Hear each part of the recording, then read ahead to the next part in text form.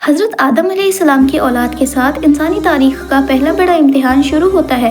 اللہ تعالیٰ قرآن میں فرماتے ہیں، سورہ المائدہ آیت نمبر 27 میں، انہیں آدم کے 2 بیٹوں کا واقعہ سچائی کے ساتھ سنا دو۔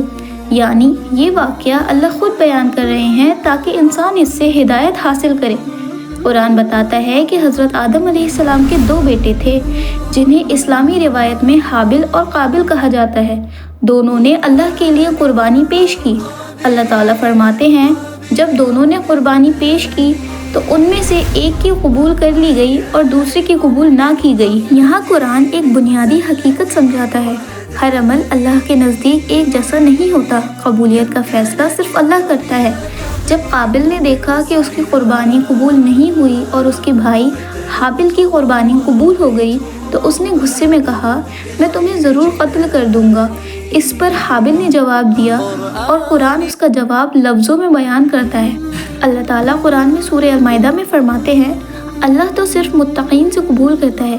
یہ قرآن ایک پرنسپل ہے، اللہ کے نزدیک عمل کی اصل ویلیو تقوی ہے، یعنی دل کی سچائی اور اللہ کا خوف۔ حابل نے مزید کہا، اگر تم مجھے قتل کرنے کے لیے ہاتھ بڑھاؤ بھی، تب بھی میں تمہیں قتل کرنے کے لیے ہاتھ نہیں بڑھاؤں گا۔ میں اللہ سے ڈرتا ہوں جو سب جہانوں کا رب ہے۔ یہاں قرآن ہمیں سکھاتا ہے کہ حق پر رہنا کبھی کبھی صبر طلب کرتا ہے۔ ظلم کا جواب ہر بار ظلم نہیں ہوتا۔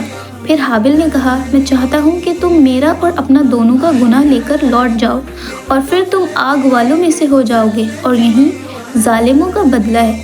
لیکن قرآن بتاتا ہے کہ انسان کا نفس جب غالب ہو جائے تو وہ انسان کو اندھا کر دیتا ہے۔ اللہ تعالیٰ فرماتے ہیں، پھر اس کے نفس نے اس کے لیے اپنے بھائی کا قتل کرنا آسان کر دیا تو اس نے اسے قتل کر دیا اور وہ نقصان اٹھانے والوں میں سے ہو گیا۔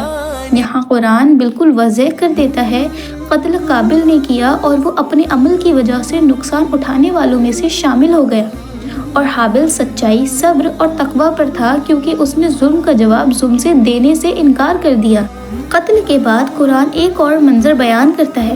اللہ نے ایک کوہ بھیجا جو زمین کو خرچ رہا تھا تاکہ قابل کو دکھائے کہ اپنے بھائی کی لاش کو کیسے چھپانا ہے۔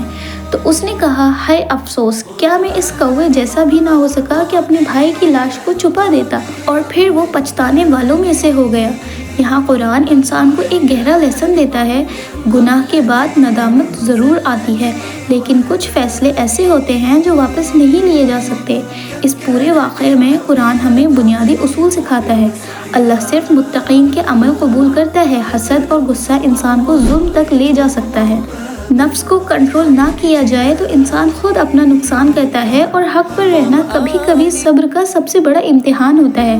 اسی لیے قرآن اس واقعے کو صرف ایک پرانی کہانی کے طور پر نہیں، بلکہ ہر دور کے انسان کے لیے گائیڈنس کے طور پر بیان کرتا ہے۔ اصل کامیابی دوسروں پر غالب آنے میں نہیں، بلکہ اپنے نفس پر غالب آنے میں ہے، اور اللہ کے نزدیک وہی عمل قبول ہوتا ہے جو تقوی اور سچائی کے ساتھ کیا جائے۔ ایسی ہی اور ویڈیوز کے لیے ہمارے چینل سبسکرائب کریں۔ جزاک اللہ خیر۔